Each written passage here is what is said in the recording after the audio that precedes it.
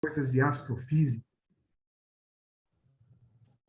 Então, a ideia é, basicamente, nós batemos um papo sobre astronomia e falamos dos avanços que nós tivemos nos últimos anos.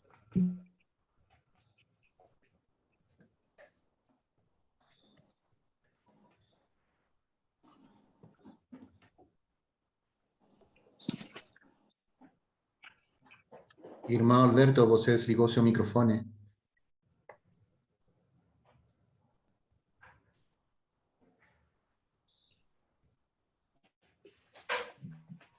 Agora sim. Vocês estão me ouvindo, não? Eu estou. Estão ouvindo? Agora sim. Vamos seguir. Mas Bom, tem alguns fones abertos. A primeira indagação que eu faço é como passei a gostar da astronomia. Porque isso é interessante, porque vocês vão verificar que, ao longo da minha narração, eu vou fazer um tributo a 3 pessoas.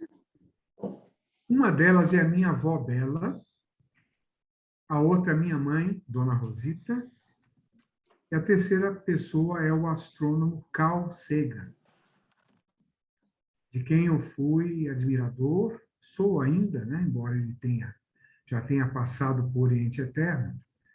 Carl Sagan foi um grande, mas grande incentivador da astronomia. Então, eu vou fazer um tributo a essas 3 pessoas. Desde criança, quando eu tinha lá pelos meus 8 anos, eu notava que a minha avó Bela, ela sempre olhava para o céu, estava sempre olhando para o céu, à noite ela saía, ficava olhando as estrelas. Eu perguntei para ela, mas vó, a senhora gosta do céu, gosta de ver as estrelas? Ela me contou que desde menina, desde muito pequenina, ela sempre gostou de olhar a abóbora celeste e ver aqueles pontos luminosos. Então, ela me disse que, quando ela já era adulta e já teve os seus filhos, porque ela foi casada em segundo casamento com meu avô, João Camelier, que era maestro, e quando ele faleceu, a minha avó teve que cuidar dos filhos do primeiro casamento, porque ele era viúvo, e também os filhos do segundo casamento. Ela disse que ela acordava muito cedo, 5 da manhã, e antes de começar os trabalhos do dia, né, do longo dia, ela ia para fora, ela morava lá na cidade de Estância, uma pequena cidade do estado de Sergipe. Ela olhava aquele céu todo estrelado e conversava com a estrela d'alva, né, que nós sabemos que é o planeta Vênus. E o planeta Vênus é o astro, depois do Sol e da Lua, o astro mais brilhante da abóbora celeste. De longe. A questão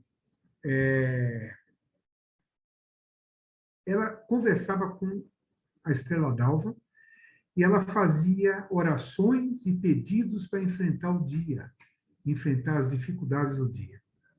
Eu notava que, quando ela conversava isso, eu notava que ela, ao conversar com as estrelas, ela se conectava com o divino.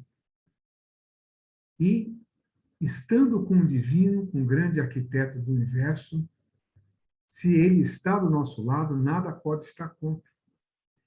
Então, eu comecei a me interessar, e a minha mãe, igualmente, ela adorava olhar o céu, sempre ficava olhando.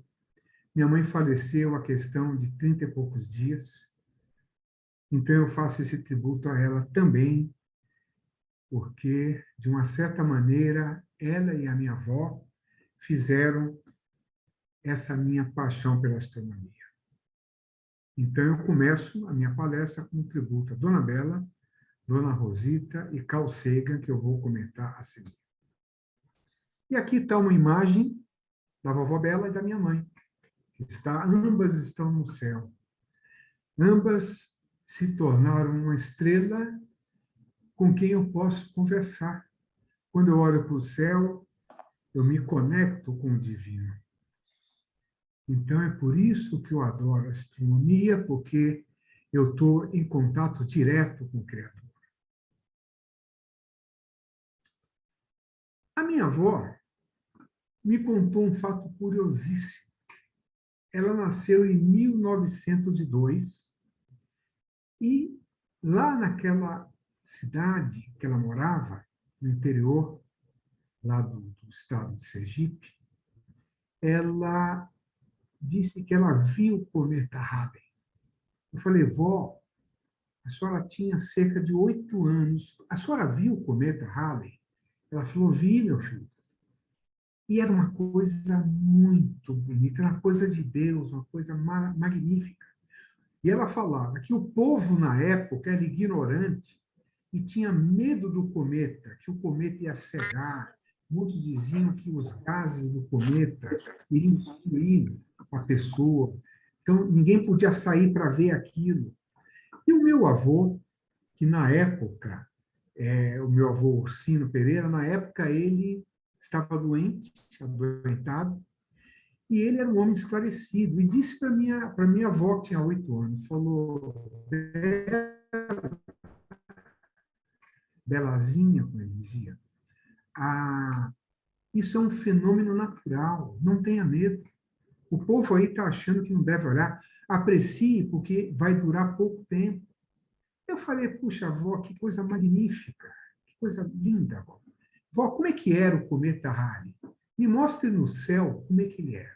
Aí ela fechou os olhos, meditou e falou, o cometa Halley, ele começava com a cabeça para baixo, quando a cabeça estava já no horizonte, a cauda dele ia até ela fez o movimento, até aqui. Aí eu olhei para aquilo e falei, meu Deus, mas vó, isso dá 2/3 do céu. Mesmo? Ela falou, é isso mesmo. Aí eu resolvi checar se era isso mesmo. Olhem para essa foto espetacular da cidade de Valparaíso, Chile. Eu conheço Valparaíso, conheço Vinha del Mar, que é essa enseada que vocês estão vendo ali embaixo. O cometa Halley está ali, a cabeça dele lá no horizonte, e olha a cauda.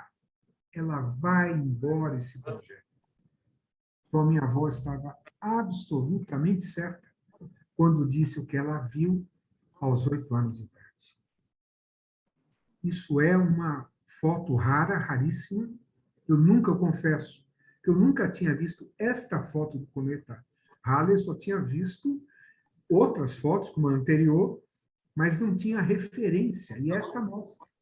Mostra lá o horizonte, a cabeça dele e a cauda vindo, tomando 2/3 do planeta. Então, meu tributo à minha avó Bela e à minha mãe Rosita. Agora, Carl Sagan. Muitos aqui conhecem. Carl Edward Sagan. O Carl Sagan ele tem um currículo gigantesco, mas eu resumi aqui, ele além de ser cientista físico, biólogo, astrofísico, cosmólogo, escritor, autor de mais 600 publicações, ele simplesmente fez a performance do seriado Cosmos, nos anos 80. E eu e a minha esposa Sandra, nós não perdimos um único seriado. Eu não sei por que caramba. Os primeiros episódios eles passaram à noite, acho que, se não me engano, era na noite do domingo. E os outros episódios passaram na manhã do domingo, só que 7 horas da manhã. E olha, convenhamos, acordar às 7 da manhã no domingo não é fácil, mas eu acordava às 7 da manhã para assistir o seriado Cosmos. Não perdia um do Carl Sagan. E, na minha opinião, o Carl Sagan foi o maior incentivador da astronomia que nós temos notícia. E hoje o pupilo dele, que é o Neil deGrasse Tyson, pupilo do Carl Sagan, está continuando a série Cosmos. Então, Quem tem National Geographic, se eu não me engano, o canal Disney, tem essa série Cosmos, que seria uma continuação da série do Carl Sagan. Então, em homenagem a ele, eu vou passar agora um filme de poucos minutos.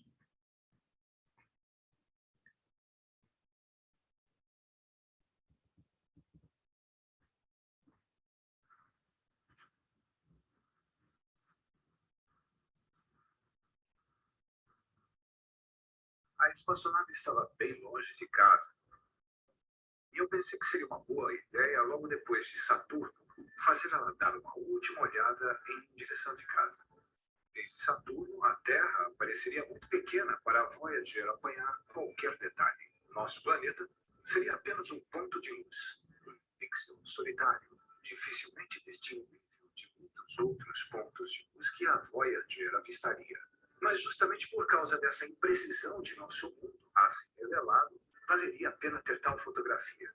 Já havia sido bem entendido por cientistas e filósofos da antiguidade clássica que a Terra era um mero ponto em um vasto cosmos circundante.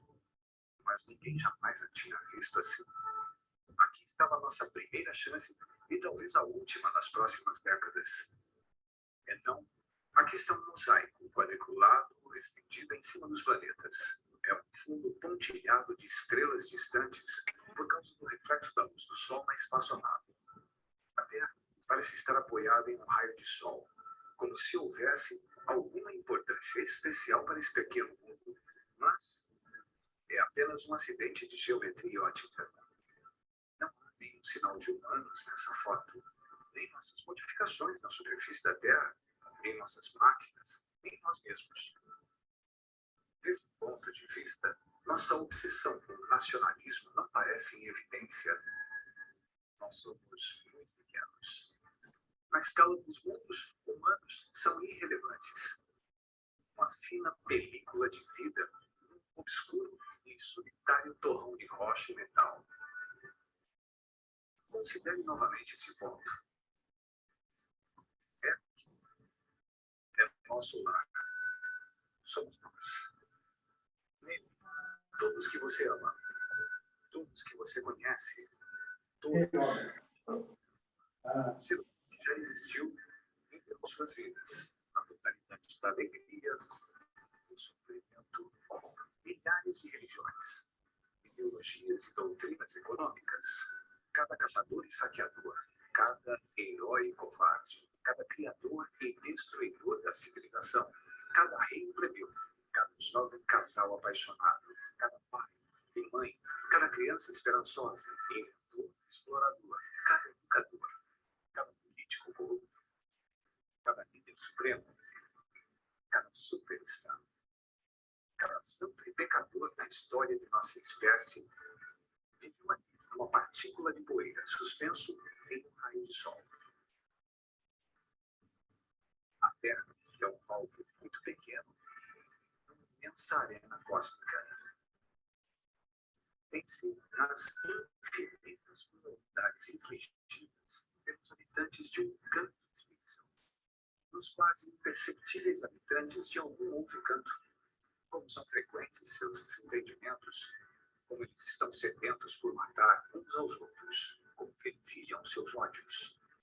Pense nos rios de sangue derramados por todos esses generais e imperadores para que, em glória e triunfo, eles pudessem ser os chefes momentâneos de uma fração de um povo.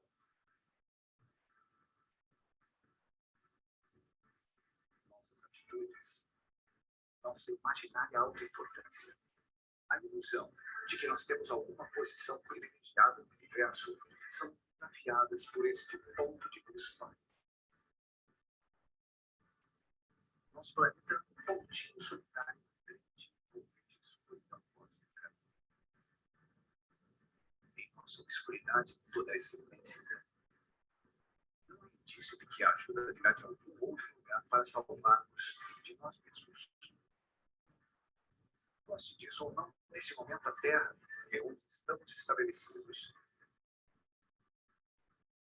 Tem sido dito que a astronomia é uma experiência de humildade e formação de caráter.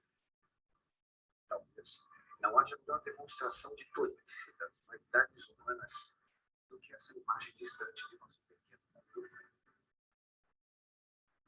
Ela enfatiza a nossa responsabilidade de tratarmos melhor uns aos outros, de preservar e estimar o que nós pensamos, o mar do ponto azul.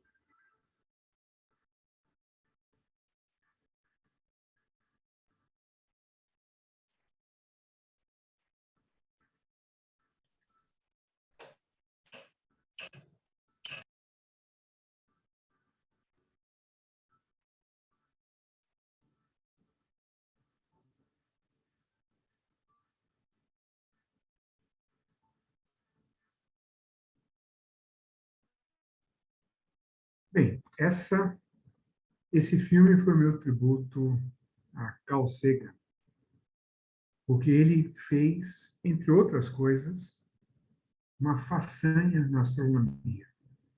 Ele conseguiu convencer os cientistas da NASA a fazer com que a Voyager 1, perto de Saturno, virasse e fotografasse o nosso planeta. E apareceu aquele pálido ponto azul. Então, Carl Sagan, tenho certeza que você, um homem iluminado, está em bom lugar. E deixou um legado enorme, que foi o amor de milhares de pessoas pela astronomia, e eu também sou seu pupilo. Bom, seguindo aqui, definição de astronomia. Então, como está na tela aí, é a ciência que estuda os corpos celestes do universo.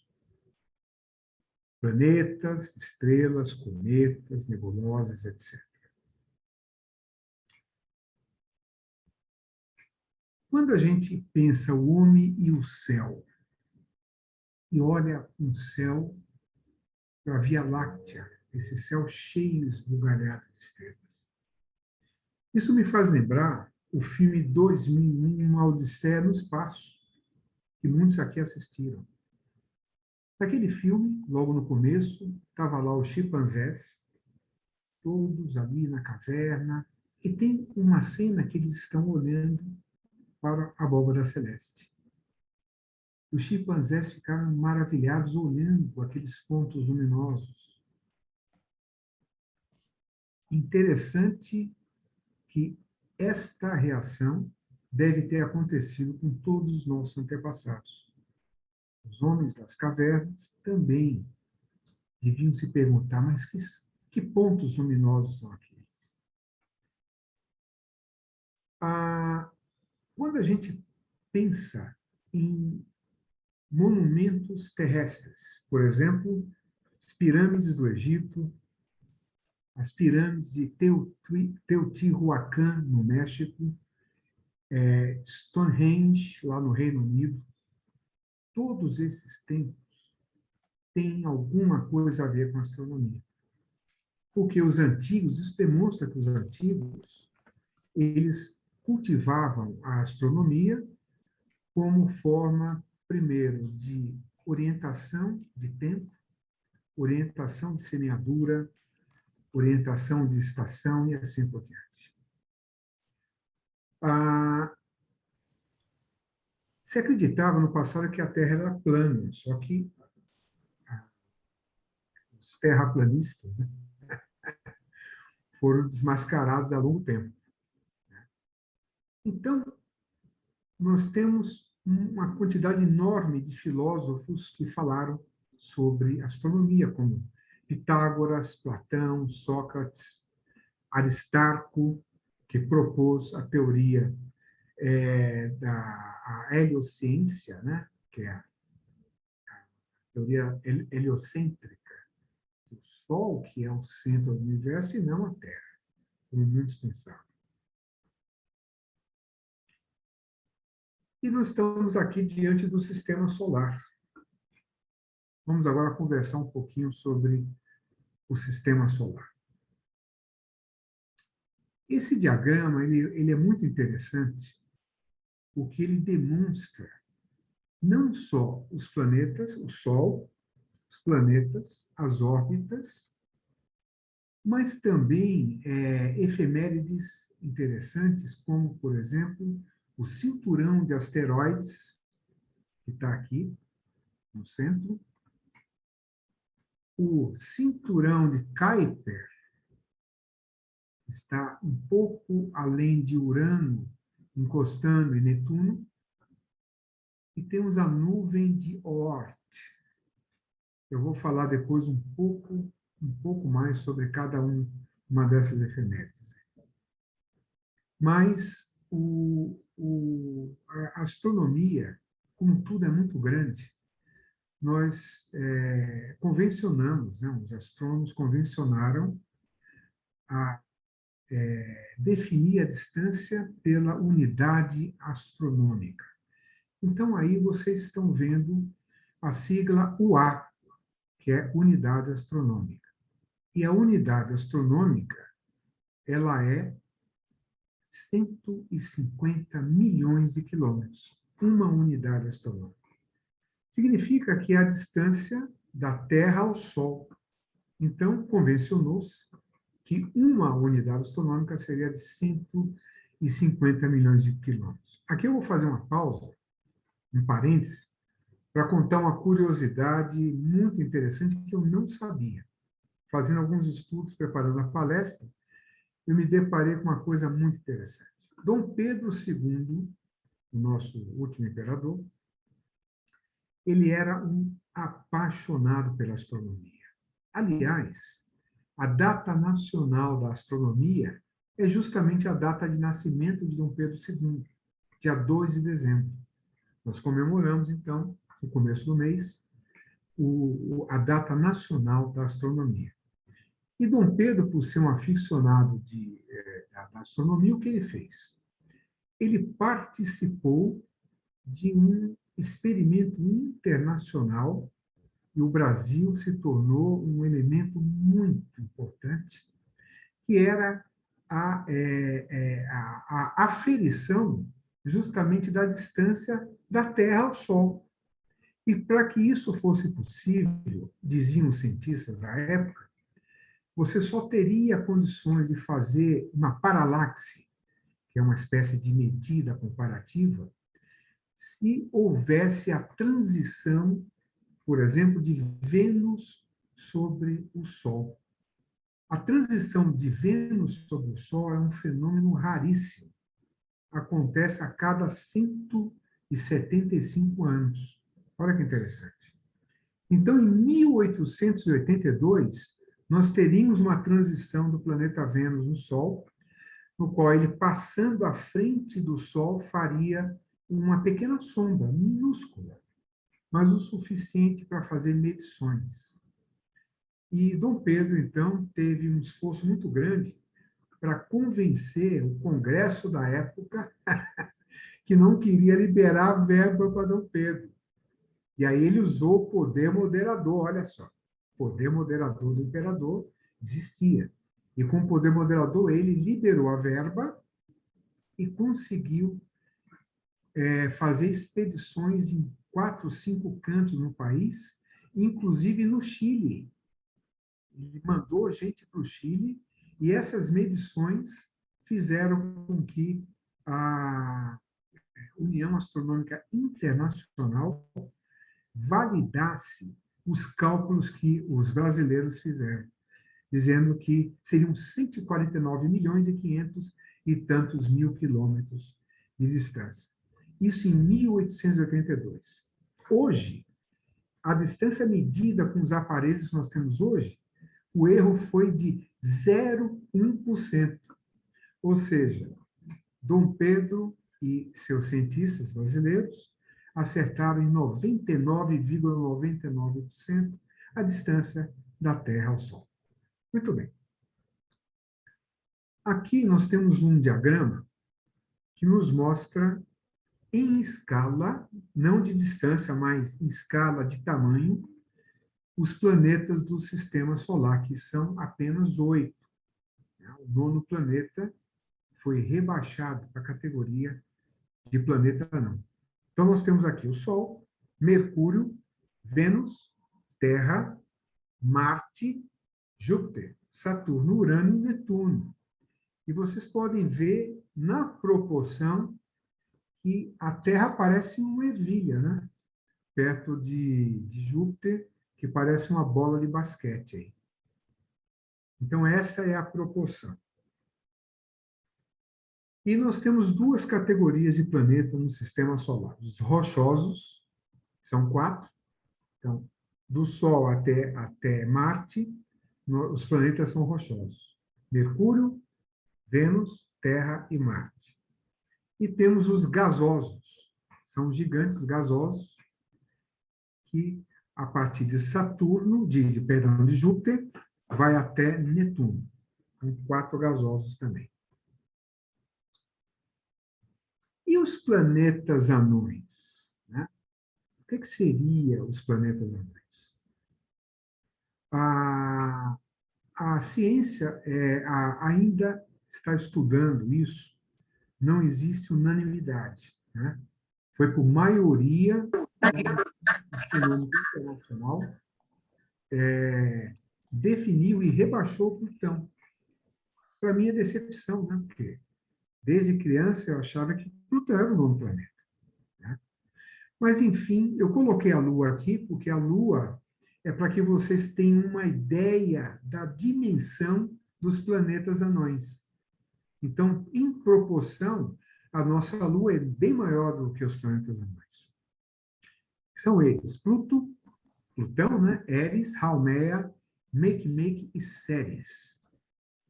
E a definição de planeta, de planeta anão, eu vou ler aqui para vocês a definição que eu peguei na Wikipédia. Um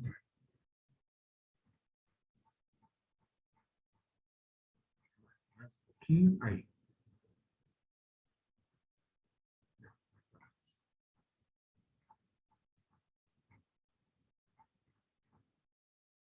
Está aqui. Os planetas anões não possuem gravidade suficiente. Então, a diferença entre os planetas regulares e os planetas anões são basicamente os seus tamanhos e, consequentemente, suas massas e suas órbitas são desimpedidas nos planetas. Nos planetas anões, as órbitas são impedidas. Então, na órbita do planeta tem outras coisas que acabam coexistindo com os planetas anões, quando os planetas não têm nada na sua órbita, é limpa. Né? Aqui eu peguei um dos planetas anões, planeta Ceres, e vocês percebam que tem uma forma mais ou menos esférica também. E o que eu gosto, que é Plutão e o seu coração. Olha que coisa linda. Esta foto foi tirada pela sonda espacial New Horizons, da NASA, em 2015, ou seja, 6 anos. E somente esta sonda ela foi a única que alcançou Plutão. Em tese, né, o nosso último planeta. Agora, o nosso planeta não mais distante.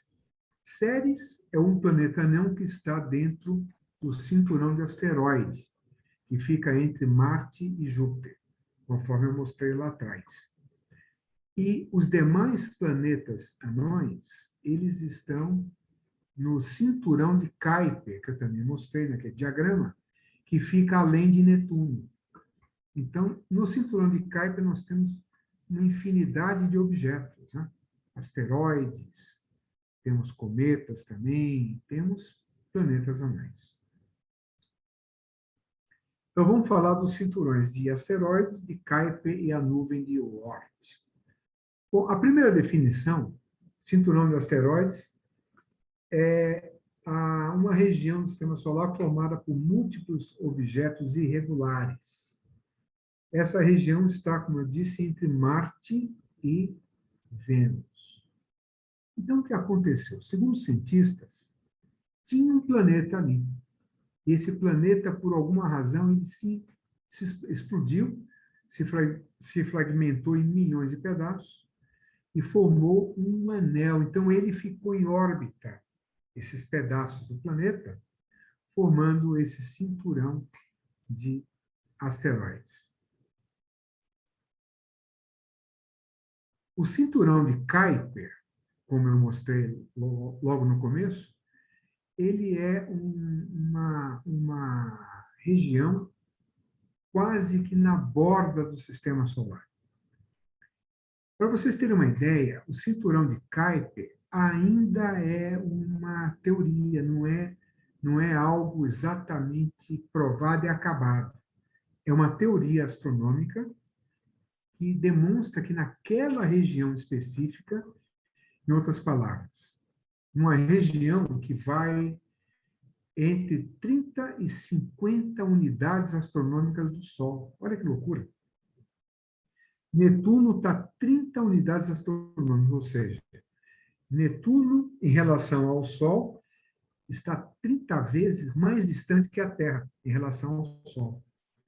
E o cinturão de Kuiper começa em Netuno, praticamente, e vai mais 20 unidades astronômicas para frente, ou para alguns até mais. Então, é uma faixa extremamente larga, na qual nós temos um pouco de tudo, como eu disse. Asteroides, cometas e planetas anãs. E agora, a nuvem de Oort, que foi um holandês, um astrônomo holandês que deduziu essa nuvem de Oort, que também é uma teoria, pela distância que ela está. Esse diagrama aqui mostra, em unidades astronômicas, então nós já sabemos que uma unidade astronômica são 150 milhões de quilômetros, que é a distância entre o Sol e a Terra. Então, veja que interessante. Saturno, nesse diagrama, tem o número 10 ali. Saturno está a 10 unidades astronômicas da Terra, do Sol. Significa que Saturno está a 1 bilhão e 500 milhões de quilômetros do Sol. A heliosfera, que eu vou falar depois, e a heliopausa, né? Eu vou explicar o conceito da heliopausa e heliosfera. Mas a nuvem de Oort, ela vai de 1.000 a 100.000 unidades astronômicas. Então, é um número realmente gigantesco. E nessa nuvem de Oort, os astrônomos teorizam que lá estão um mar de cometas. Os cometas estão dormindo na nuvem de Oort. E como é que eles acordam, vamos dizer assim? Eles acordam por uma perturbação de algum astro que passa ali e tira todo aquele equilíbrio. Imagine um jogo de bilhar. Eu sei que o Tinoco gosta de bilhar. Imagine, Tinoco, um jogo de bilhar, quando as bolas ali todas postadas e paradas. Quando uma bola bate na outra, o que acontece? As bolas começam a se movimentar, porque elas recebem um impulso e seguem, né? A questão da nuvem de Oort é muito parecida. Um astro que pode passar lá dentro, ele causa um distúrbio lá na harmonia, né? Fazendo com que esses cometas sejam ejetados para dentro do sistema solar. E é por isso que, de vez em quando, aparece um cometa que os astrônomos não conheciam. Então, é muito provável que ele tenha vindo da nuvem de Oort. E aqui, antes de passar para frente, eu noto nesse diagrama que a nossa estrela mais próxima, chamada Próxima Centauri, ela está aqui pertinho da nuvem de Oort. Olha que interessante. Para vocês verem a largura, a gigantesca largura dessa nuvem. Vamos falar agora um pouquinho dos cometas. Então, como eu mostrei no começo da apresentação, mostrei ali o cometa Halley e aquela foto magnífica dele lá de Valparaíso, no Chile, na qual nós tínhamos o referencial do horizonte, né? Esse cometa que eu selecionei é o cometa Leonard. Esse cometa está aparecendo agora no nosso céu, só que muito pequeno. Nós que estamos no hemisfério sul, nós temos uma visão muito prejudicada dele, só estamos, nesse momento, conseguindo vê-lo um pouquinho antes do nascer do sol. Então, nós teríamos que acordar 4 da manhã, olhar para o horizonte leste, de onde vem o sol, né? E ali estaria o cometa Leonard. Então, essa fotografia foi feita por um telescópio, mas mostra que é um astro magnífico, né? Estrelas. Falar de estrelas, eu ficaria aqui 3 horas falando de estrelas. Então, como a nossa palestra tem um tempo muito curto, eu preferi separar aquilo que está mais próximo da gente, que é a Alfa, Beta e Próxima Centauri. Vocês enxergam que tem 2 estrelas brilhantes e tem um ponto vermelhinho, um círculo vermelhinho. Vocês conseguem enxergar na projeção? Um círculo vermelhinho? Por quê? Esse círculo vermelhinho é a estrela chamada Próxima Centauri. Ela é a estrela mais próxima da Terra e está a 4 anos-luz de distância. Olha que interessante. 1 ano-luz é cerca de 10 trilhões de quilômetros. 1 ano-luz. Então, Próxima Centauri estaria a 40 trilhões de quilômetros da Terra. Isso significa que nós teríamos que viajar durante talvez uns 1.500 anos, né, nos foguetes atuais, na velocidade das nossas aeronaves, nós levaríamos 1.000, 2.000 anos para chegar lá. Então, no futuro, não muito distante, eu espero, nós tenhamos foguetes muito mais rápidos, uma propulsão diferenciada, que possa viajar a uma velocidade 70%, 80% da velocidade da luz. E os teóricos já estão prevendo isso. Que nos próximos 50 anos, nós teríamos condições de ter uma espaçonave viajando a 70%, 80% da velocidade da luz. Então, nós chegaríamos à Próxima Centauri em cerca de 6, 7 anos. Então, isso estaria dentro de uma geração.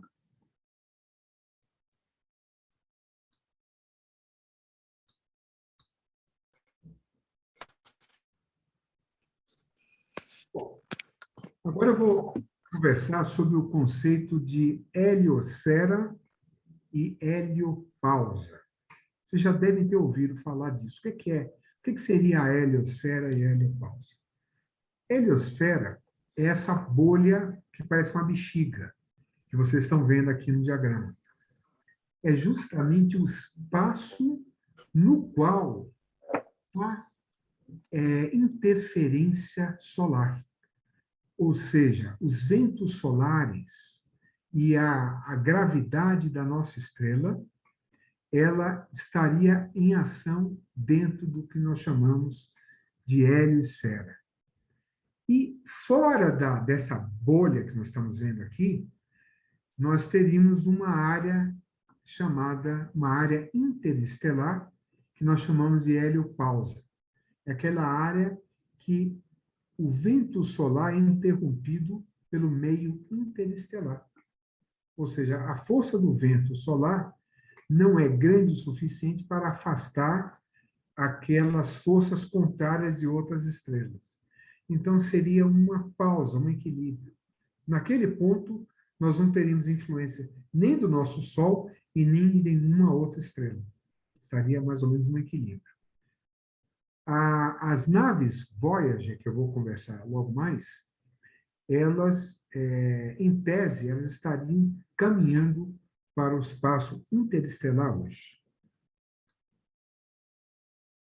Vamos falar um pouquinho do nosso Galileu Galilei, que foi o precursor também dos instrumentos astronômicos que nós conhecemos, que é o telescópio. Então, o Galileu Galilei, ele não foi o inventor do telescópio, como muitos pensam. Ele aperfeiçoou o invento de outros e fez com que ele conseguisse uma amplitude e um aumento de tal maneira que ele pudesse olhar as estrelas e identificar os planetas. E foi com o seu telescópio em 1610 que Galileu Galilei viu e registrou em livro. Nós tivemos, eu e a Sandra Tinoco, estivemos lá em Firenze, né? Florença, e nós visitamos lá o Museu do Galileu e vimos os escritos de Galileu, né? E ele registrava nos seus escritos tudo que ele via no telescópio. E ele, pela primeira vez, viu 4 luas em Júpiter. Ele ficou maravilhado, ele percebeu que aquilo eram satélites naturais do planeta Júpiter. Ele viu os anéis de Saturno, mas ele não viu os anéis exatamente. Ele viu que Saturno tinha alguma coisa que estava amoldando o planeta, mas a lente de aumento dele não era suficiente para discernir o anel. Isso aconteceu depois com outros astrônomos. Mas ele viu também as fases do planeta Vênus. Eu confesso a vocês, como eu disse no começo da palestra, toda vez que eu ia na casa da minha mãe, eu levava a luneta debaixo do braço. Porque a casa da minha mãe tinha um terreno muito grande e eu esperava anoitecer e lá no fundo do terreno eu montava a luneta e conseguia ver Vênus e outros astros acima do telhado da casa. E eu simplesmente um dia eu coloquei para ver Vênus e simplesmente eu vi as fases do planeta Vênus. Vênus parecia uma lua quarto crescente, a coisa mais linda. E Galileu viu isso em 1610. Eu vou passar agora um filme, que é uma homenagem também da NASA a Galileu, e ele está em inglês, e a tradução do que vocês vão ler lá é muito simples. Eu coloquei aqui no slide. Por milênios, Júpiter foi apenas uma estrela errante. Para Galileu, uma revelação. Para a humanidade, nosso primeiro vislumbre de movimento celestial harmônico. Para Juno, quem é Juno? A sonda espacial Juno, que viajou para Júpiter. Uma busca pelo nosso começo. Vamos ao filme.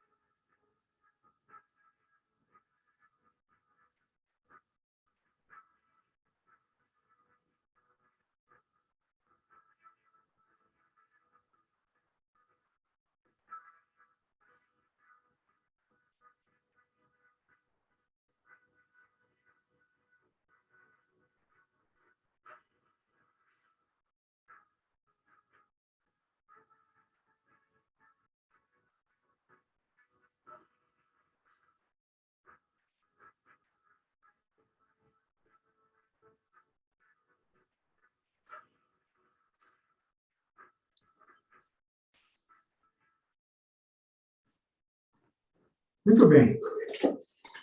Então, temos aí uma apresentação, uma filmagem, quando a sonda espacial Juno estava indo para Júpiter, filmou as 4 luas de Galileu fazendo seu bailado, né? Então, foi uma filmagem de mais ou menos 30 dias. Eles fizeram em poucos minutos a compilação dessa filmagem. Então, algo realmente espetacular. Falamos agora sobre galáxias. Eu vou acelerar, porque eu já estou com um avançado no tempo. Esta imagem é do telescópio espacial Hubble. Ela é uma imagem espetacular. Por quê? Porque mostra cerca de 10.000 galáxias nessa foto. O Hubble olhou para um campo do céu que não tinha nada. Era escuro, nada. Então, o que eles fizeram? Eles fizeram um teste e resolveram deixar o telescópio filmando e fotografando aquela área de 2003 a 2012. Então, foi uma exposição de cerca de 9 anos, né? E olha que apareceu. Quando eles fizeram a composição, descobriram todas essas galáxias. Isso para mostrar a imensidão do universo. Aqui nós temos uma fotografia da Via Láctea, né? A Via Láctea é obtida pelo telescópio Spitzer. Aqui, uma fotografia de uma galáxia muito próxima da gente chamada Grande Nuvem de Magalhães. Essa galáxia só é vista no hemisfério sul e tem esse nome de Grande Nuvem de Magalhães em homenagem a Fernando de Magalhães, o navegador português, que em 1512 catalogou a Grande e a Pequena Nuvem de Magalhães e ficou nos compêndios astronômicos. Aqui, a mais famosa de todas, né? A Andrômeda, que também dá para ver a olho nu, mas do hemisfério norte. Andrômeda está a cerca de 2,4 milhões de anos-luz da Terra. E a Grande Nuvem de Magalhães, cerca de 25 mil anos-luz de distância. Então, relativamente perto, se considerarmos com as demais, né? Eu não podia deixar de falar das sondas espaciais nessa apresentação. E eu vou falar das sondas mais famosas, são as Voyager 1 e 2. Aqui estão o diagrama e a fotografia, o diagrama da Voyager 1 e da Voyager 2. Essas naves, elas fizeram muitas descobertas. Elas foram excepcionais e trouxeram conhecimento, né, do nosso sistema solar. E essas naves, hoje em dia, elas estão aproximadamente, a Voyager 1, a 19 bilhões de quilômetros da Terra, e a Voyager 2 a 24 bilhões de quilômetros. Então, elas estão muito além de Netuno, estão indo para o meio interestelar, e já deve estar furando aquela bolha que é a heliosfera, né? Deve estar saindo já da heliosfera, cada uma numa direção. E elas ainda, por incrível que pareça, estão ativas e mandando informações para o centro de controle da NASA, o que é espantoso. Aqui o telescópio espacial Hubble, que também revolucionou. O Hubble, como vocês sabem, ele teve um problema no lançamento, ele ficou míope. O espelho principal dele teve um defeito. Ele fotografava tudo de forma bem distorcida, como se tivesse um óculos de grau mal feito, né? Então você não enxerga direito os objetos. E a NASA mandou uma missão e astronautas consertaram o Hubble em órbita. Olha que coisa incrível. É como se trocasse um pneu com um carro andando, né? Eles fizeram a proeza de ir lá, 12 astronautas se revezando, fizeram o trabalho de consertar Hubble. Aí ele, consertado, olha o que ele começou a ver. Essa foto é uma coisa espetacular. São os pilares da criação da nebulosa da Águia. Isso são objetos que foram fotografados, eles estão a bilhões de quilômetros de distância. E o Hubble conseguiu fazer essa fotografia. Olha Saturno fotografado pelo Hubble. Que nitidez, coisa linda. E nós podemos ver aqui, no Polo Sul de Saturno, uma aurora, olha lá. A aurora, ou seja, os íons do vento solar batendo na atmosfera de Saturno. Aqui, a galáxia do olho negro. Então, são fotografias, assim, simplesmente espetaculares. Bom, vamos conversar agora sobre os avanços, né? Nós estamos vivendo uma época de ouro da astronomia e da ciência aeroespacial. Como vocês sabem, a iniciativa privada praticamente tomou conta, né? Porque antigamente eram só governos que lançavam foguetes, faziam o homem à Lua, né? O governo dos Estados Unidos, homem ao espaço, a Rússia, a China, pouquíssimos países. Hoje não, hoje a iniciativa privada, através lá do Jeff Bezos, né? O dono da Amazon, que tem a Blue Origin, e tem o Elon Musk, como chama?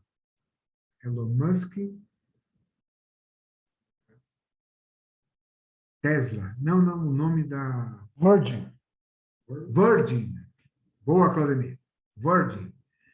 E esses empresários estão simplesmente fazendo avanços fenomenais. O foguete aproveitável, já é uma realidade. Ele vai e volta e é reaproveitado, né? Então, nós temos aí uma série de coisas que vão revolucionar a astronomia e a vida aeroespacial. Mas uma das coisas que chama mais atenção é o telescópio espacial James Webb, que tem o lançamento previsto para 22 de dezembro deste ano, ou seja, daqui a alguns dias. Aqui nós temos uma imagem conceitual dele. Esse telescópio espacial vai simplesmente revolucionar, como o Hubble fez, porque ele vai conseguir olhar muito além. Só para vocês terem uma ideia, o Hubble ficava numa órbita, fica, né? Numa órbita a 500 quilômetros acima da Terra, da superfície do planeta. O James Webb vai ficar a 1.500.000 quilômetros da superfície do planeta. 1.500.000. Ele vai ficar em equilíbrio lá num lugar chamado ponto de Lagrange, que forma um equilíbrio entre Terra e Sol, né? Ele ficará ali em órbita, em equilíbrio, e por ficar tão distante da Terra, se der algum problema, não há como mandar astronauta para lá, não com a nossa tecnologia atual. Então, os cientistas estão em polvorosa, adiando o lançamento, porque não pode errar. Esse é um projeto de 20 bilhões de dólares. Vocês já imaginaram a frustração? O James Webb não abrir, essa parte amarela são a tela de captação de energia solar, né? Você já imaginou se não abre isso? Ele não vai funcionar com o tempo. Então, logo, logo teremos aí o James Webb. Bom, eu estou praticamente no fim da palestra e eu vou deixar aqui umas dicas para quem gosta de astronomia ou para quem se interessa por astronomia. Há alguns canais no YouTube que eu particularmente gosto muito, né? Um deles é o Space Today, o Sérgio Sacani. É espetacular. Ele fala numa linguagem muito fácil, ele traz coisas interessantes, ele faz lives de lançamento de foguetes. Então, ele está cobrindo o lançamento de foguete, ele está cobrindo, por exemplo, a chegada dos rovers em Marte, do Curiosity, do helicóptero Ingenuity. Tudo isso ele cobre, ele mostra, ele discute, é simplesmente espetacular. O outro canal que eu gosto muito é Dobra Espacial, também é muito bom, eu também recomendo. E, por último, Viagens pelo Universo, que são coisas assim espetaculares e eu tenho certeza que vocês vão gostar. Bom, para encerrar a palestra, eu encerro com um breve filme que vai mostrar um resumo de tudo que eu falei e vai mostrar o quão nós, seres humanos, somos pequenos em relação dessa obra de Deus, a obra do grande arquiteto do universo.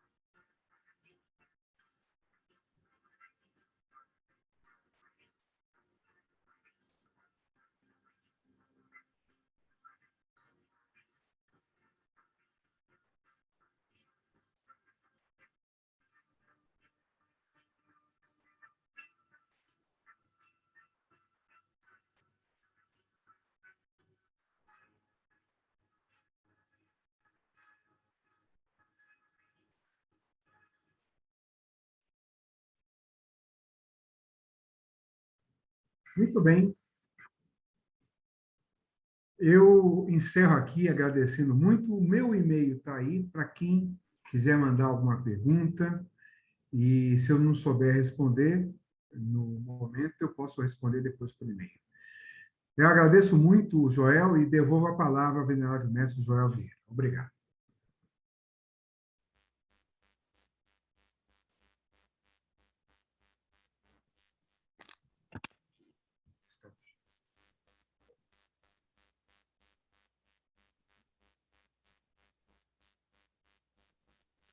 Joel, você está no mudo. Obrigado pela correção. Querido Alberto, os seus trabalhos não terminam aqui, porque a sua sabedoria, ela é infinita. Ela iluminou os nossos trabalhos, né?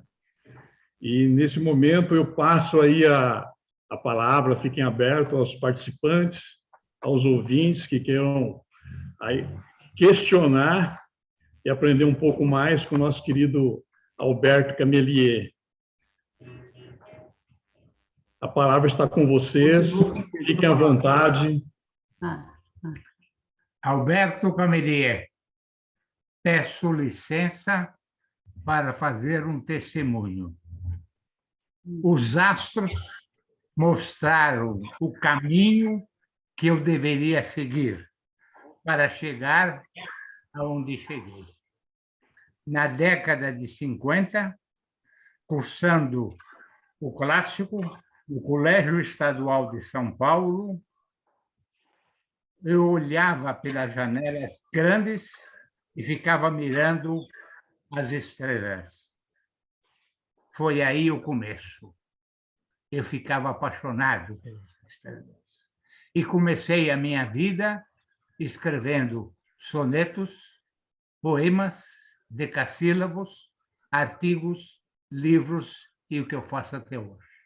Eu peço licença e pedir a você que veja no meu livro, na página 73, a história da minha vida, o poema que eu escrevi em 1950 e poucos, do crepúsculo ao prelúdio, mirando as estrelas.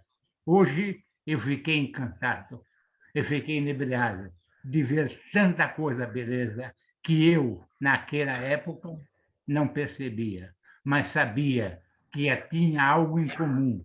Esse algo em comum nos aproximou, porque hoje nós somos amigos, nos respeitamos, nos amamos e vivemos, graças a Deus, e você, nesse plano maravilhoso, Camelier, continue, porque o que você nos mostrou é algo de espetacular. Parabéns, meu grande amigo. Obrigado. Alguém mais tem algo a comentar? Fiquem à vontade. Nós temos um tempo ilimitado, né? Então, o áudio e as palavras são de vocês. Camelier, Orsi, eu gostaria de fazer uma pergunta. Dentro dessa imensidão do universo, nós temos a possibilidade de ter um planeta vizinho habitado, porque você falou de vários planetas apenas da parte física, mas a parte, no caso, habitável, ou talvez, por exemplo, que o homem foi à Lua e não voltou mais lá. Não tem uma resposta para essas coisas? Bom, eu tenho uma conjecturazinha, né, Ossi? A questão de ir à Lua era uma disputa, eu diria, política, né? Era a Guerra Fria entre a ex-União Soviética e os Estados Unidos para ver qual era a sociedade que tinha mais tecnologia, que era mais avançada em alguns setores, né? E os russos dispararam, lançando o Sputnik em 1957, e o primeiro homem orbitar a Terra, que foi Yuri Gagarin, se não me engano, em 59. Então, os russos estavam na frente. E os americanos, então, investiram um dinheiro muito grande, porque estava com orgulho ferido, né? E fizeram a aposta para colocar o homem, o primeiro homem na Lua. E conseguiu com o Apollo 11, em 1969, quando o Neil Armstrong pisou, e o Edwin Aldrin, né, pisaram no nosso planeta, no nosso satélite. A partir daí, houve um desinteresse, porque a questão era corrida espacial, para ver quem é que tinha mais tecnologia. E a prospecção que eles fizeram superficial na superfície da Lua, né, demonstrou que a Lua era um lugar inóspito. Não tinha nada lá que pudesse, de forma imediata, interessar a humanidade. Só que as pesquisas continuaram e, de uma forma até que reservada, né, secreta, eles começaram a descobrir que, sim, tem água na Lua, por exemplo. Recentemente descobriram que a 1 metro ou mais de profundidade, você vai encontrar a água depositada lá em estado sólido, né, ou incrustada no meio da rocha. Então, isso vai viabilizar uma corrida espacial. A China já mandou os rovers dela, né, para o lado oculto da Lua. Eles já estão lá trabalhando e é muito provável, Ossi, que em um espaço de tempo não superior a 10 anos, nós tenhamos o início de uma base lunar efetiva da humanidade. Provavelmente, a base lunar vai ser chinesa primeiro, mas os russos vão fazer, os americanos e assim por diante. E a possibilidade de existir planetas habitados? Mas essa pergunta é interessante pelo seguinte. O Carl Sagan, ele dizia o seguinte: não é possível que não tenha vida além da nossa, porque seria um grande desperdício de espaço, né? Ele falava, né? Você não tenha dúvida, Ossi, como nós mostramos aí, só a Via Láctea chega a ter trilhões de estrelas, trilhões. A galáxia de Andrômeda, que é um pouco menor, tem cerca de 600 bilhões de estrelas. Se cada estrela tiver um único planeta, nós estamos falando de trilhões de planetas só na Via Láctea. E não é possível que não tenha vida. Então, é matematicamente improvável que não tenha. Eu acredito, com certeza tem.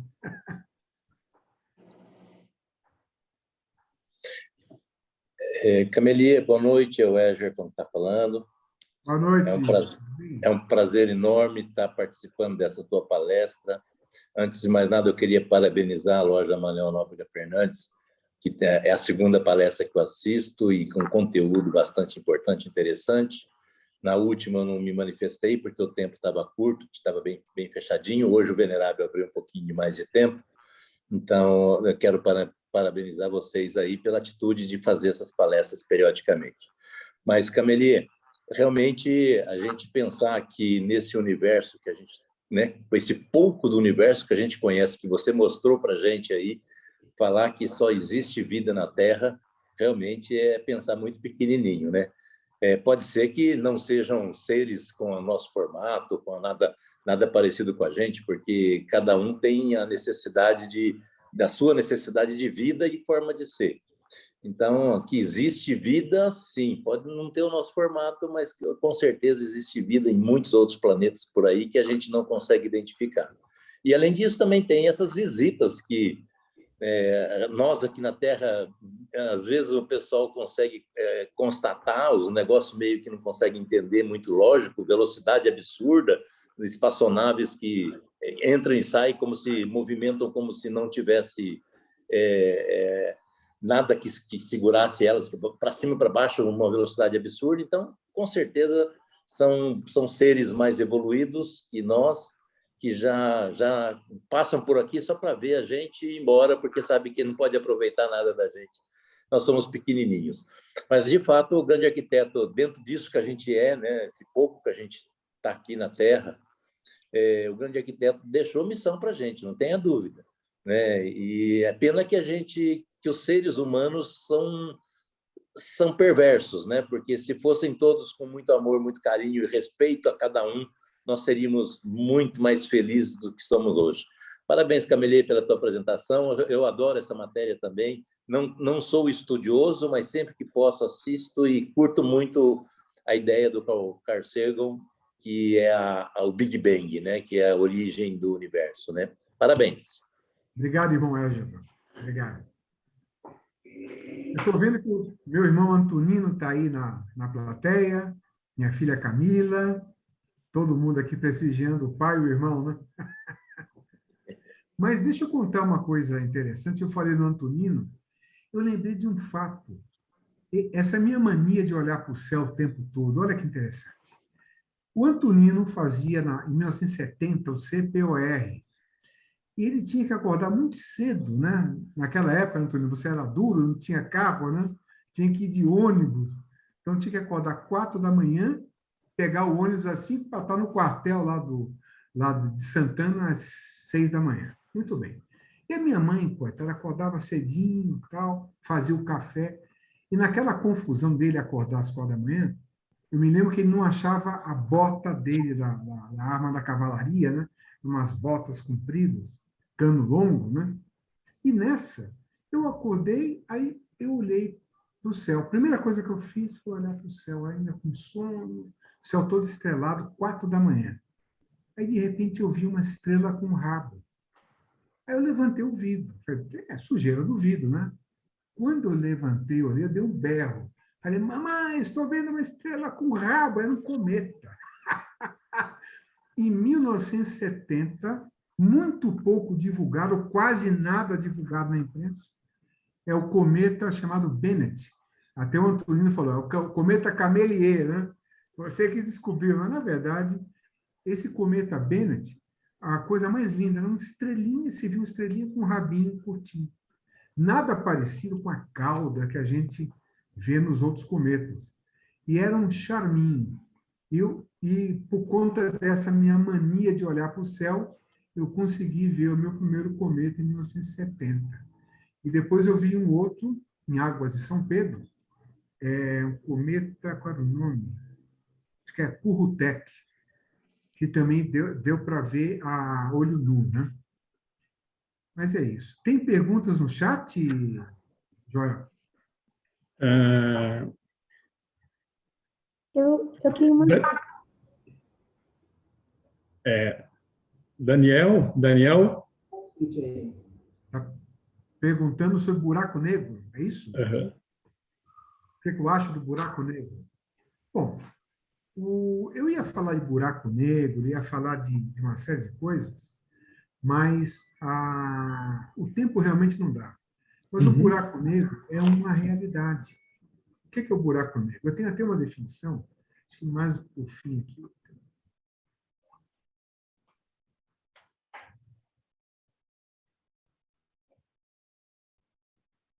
Eu escrevi a definição. Mas o buraco negro é o seguinte.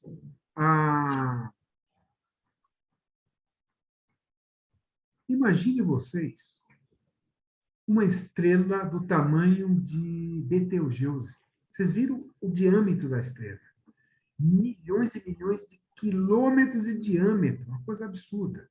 O nosso Sol tem 1,5 milhão de quilômetros de diâmetro. A Betelgeuse, se não me engano, tem 1 bilhão e sei lá quanto, ou seja, 1000 vezes maior que o nosso Sol. Imagine essa estrela encolhendo, porque por que o Sol, a estrela, todas as estrelas são sóis, né? Por que o Sol se mantém estável? É o que nós chamamos de equilíbrio hidrostático. Ou seja, a força de gravidade que a estrela tem para puxar para dentro e a força da fusão nuclear que ela tem de dentro para fora torna a estrela com um equilíbrio hidrostático. Então, enquanto esse equilíbrio existia, ela está lá queimando gás, hélio, um monte de coisa, e emitindo luz e calor. Só que, havendo desequilíbrio, o que vai acontecer? A estrela ela pode se expandir, ou seja, a força interior é maior do que a gravidade dela, então ela se expande e torna, como Betelgeuse, se torna uma supergigante vermelha. Imagine o nosso Sol se expandindo e o diâmetro dele alcançando Mercúrio, Vênus, Terra, Marte e vai encostar em Júpiter. Esse é o futuro do Sol, nosso Sol. Ele vai se tornar uma gigante vermelha e vai se expandir. Mas no momento em que se expande, ela pode ter uma contrarreação e se contrair. Quando ela se contrai, imagine uma estrela daquele tamanho, mantendo a mesma massa e ficando no tamanho de uma bola de basquete. Vocês imaginem as forças que operam ali. Então, aquela montanha gigantesca se contraiu e tornou o tamanho de uma bola de basquete. Nesse momento, a força da gravidade dela é tão grande que ela se torna um buraco negro. E tudo ela atrai qualquer coisa que passe perto dela, inclusive a luz. Albert Einstein tinha teorizado que o buraco negro suga inclusive a luz. E os astrônomos, depois de quase 100 anos daquilo que Albert Einstein falou, eles conseguiram demonstrar que é verdade. Então, o telescópio espacial Hubble conseguiu verificar uma curvatura, fazendo uma curva, como se a luz estivesse se inclinando e num ponto que deveria ter um buraco negro. Olha que coisa incrível. À medida que você se aproxima do buraco negro, os cientistas chamam aquela região de horizonte de eventos. Ou seja, no horizonte de eventos, você não pode mais voltar. Não há força no universo conhecido que dê ré do horizonte de eventos para frente. Ou seja, como se você estivesse caindo na cachoeira. Chega um momento que você não tem mais como voltar. Naquela borda, né, você vai remando, né, e põe o motor da lancha para voltar, né? Mas chega um momento que é o horizonte de evento, você simplesmente cai no buraco. E a grande questão é, mas para onde vai essa coisa? A ciência ainda não tem resposta. Bom, queridos amigos... Como tantas outras coisas, é o nosso venerável que está falando, né? Sim. Alguém tem mais alguma pergunta para o nosso palestrante? Eu tenho que me pronunciar. O meu primo Salvador Pepe. Fique à vontade. Eu quero dar a primazia, se meu primo Antonino quiser também se expressar. Quer falar, Antonino? Tranquilidade? Deixa eu abrir aqui a câmera. Fiquem à vontade que esse é o nosso encontro fraterno agora, né? Então... Legal. Eu estou aqui à vontade, de boné. Meu primo soteropolitano. É isso aí. Eu quero saudar a todos, né? Essa egrégora que se formou aqui de apaixonados, né? Pelas fronteiras do universo, sobre a astronomia, a astrofísica. E, como se diz, o ruim desse evento de hoje é porque ele acabou, né? É tão curtinho que a gente vai se apaixonando e eu também, não diferente, eu também sou, né, um apaixonado, né, por todas essas questões. Então, assim, quero aproveitar o ensejo e a oportunidade, meu primo, para lhe parabenizar de verdade, viu? E lançar aqui um desafio para você. A gente podia estar se reunindo, né, com periodicidade, porque eu penso que os apaixonados atrairão outros apaixonados, né? E, assim, muitas perguntas ficarão no ar, como essa agora há pouco que você dissertou de forma riquíssima e que a gente descamba até para o espectro filosófico, né? porque a gente sabe que a escuridão é a ausência de luz. E a gente sempre aprendeu que a luz dissipa as trevas, né? Aí vem aquela pergunta, você precisa conhecer o black hole, né? O buraco negro, né? Porque até a luz ele engole. Então, assim, é algo impressionante, né? Como você disse, é um sugador e até hoje, se alguém foi sugado por ele, não voltou para dizer o que tinha lá do outro lado, né? E parafraseando William Shakespeare, né? Existem mais mistérios entre o céu e a terra do que podem supor nossa vã filosofia. O Orsi, ele se pronunciou, acho que foi o primeiro, e falando sobre vida inteligente, né?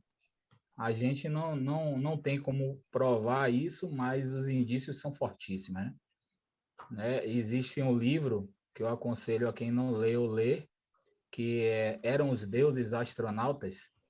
Então, mostra aspectos que até hoje os cientistas não conseguiram explicar, né? Pela matemática, pela física.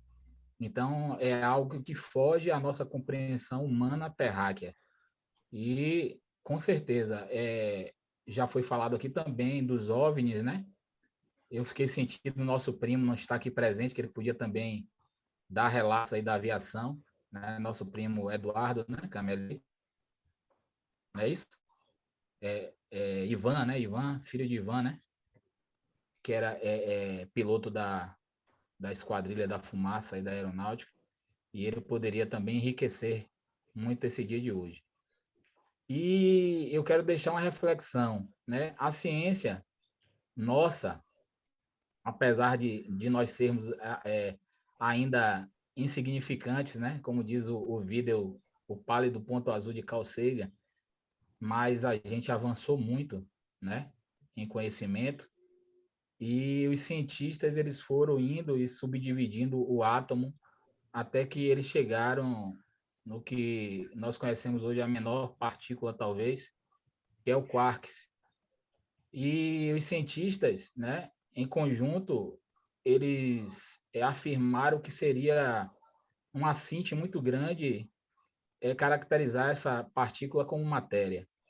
Eles decidiram dizer que era melhor afirmar que era uma vibração sonora. E aí eu faço uma alusão ao primeiro livro da Sagrada Escritura, que diz que no início de tudo era o Verbo. E o Verbo se fez carne. E o Verbo habitou entre nós. Né? O Verbo estava com Deus e o Verbo era Deus. Então, essa força criadora, mantenedora do universo vasto e infinito. E dizer aqui também que meu pai era maçom também, da loja Acácia Baiana, né? Então, hoje nós fomos brindados, né? Por essa excelência, né? Essa aula magistral pelo grande arquiteto do universo. Então, deixo aqui minha participação. Digo sempre que existe o encontro, existe o desencontro pelos os atos fortuitos da vida, né? O desencontro é a partida e hoje é o momento do reencontro, né? A gente que tem essa visão cósmica, a gente sabe que Dona Rosita ela está habitando agora num local muito melhor do que o nosso.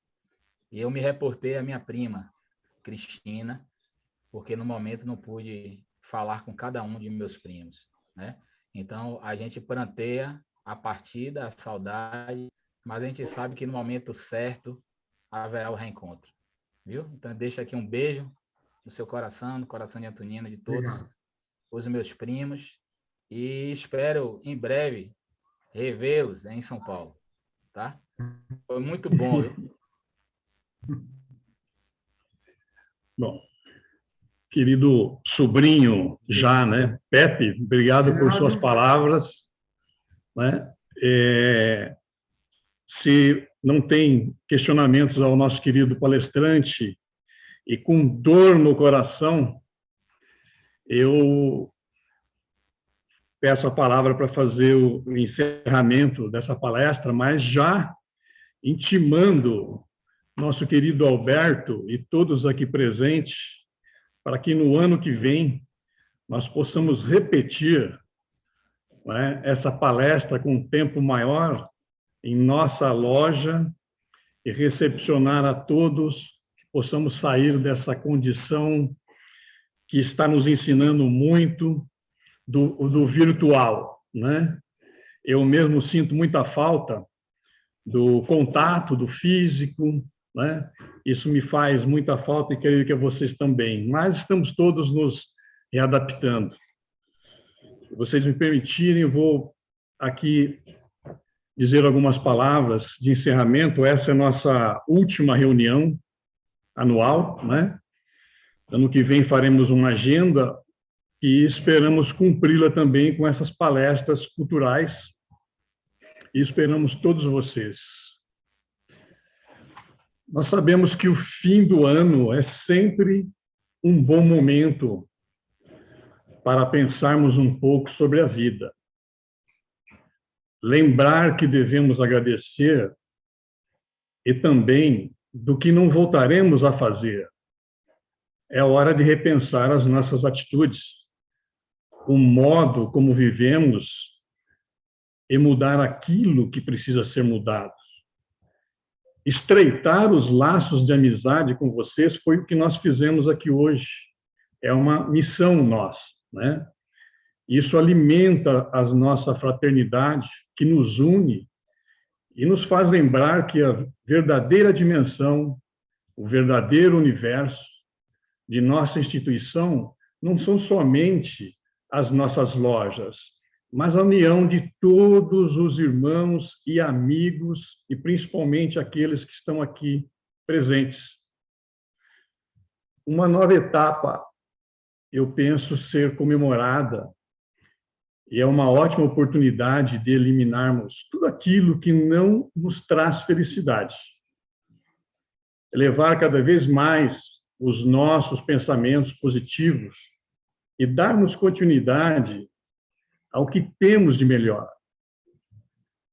Eu desejo que a chegada do ano novo venha, primeiramente, com muita saúde e paz, pois assim, isso já ocorrendo, nós já teremos o suficiente para conquistarmos o que nós queremos.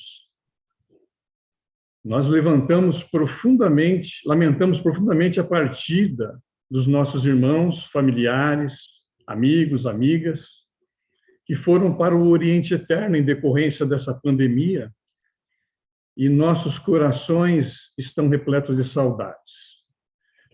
Nós rogamos ao grande arquiteto do universo, que é Deus, em respeito a todas as religiões, que continue a confortar aos amigos e irmãos seus familiares.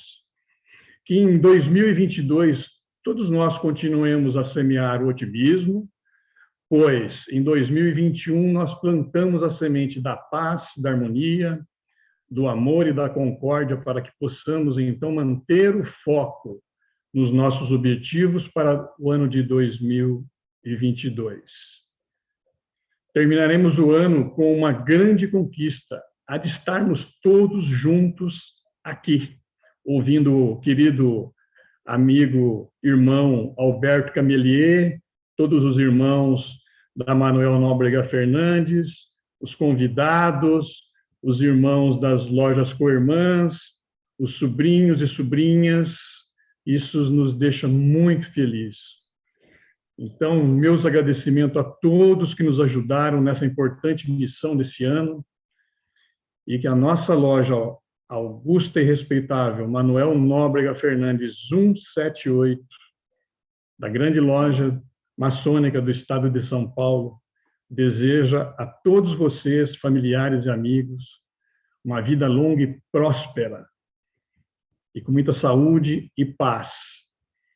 E todos sabem que eu sou fã de Star Trek, então, Alberto, nas palavras de Spock, fantástico, emocionante. Meus irmãos, amigos, eu assim dou por encerrado nossa palestra anual. Alberto, fica à vontade se quiser dirigir as palavras finais aí, Alberto. E damos por encerrada essa palestra. Só para agradecer, né, a todos que puderam participar. Essa palestra vai estar gravada, então ela será disponibilizada oportunamente para aqueles que não puderam estar presentes conosco. Então, eu desejo a todos um Feliz Natal, um excelente e venturoso ano de 2022. Que a paz reine no coração de todos. Obrigado. Amém.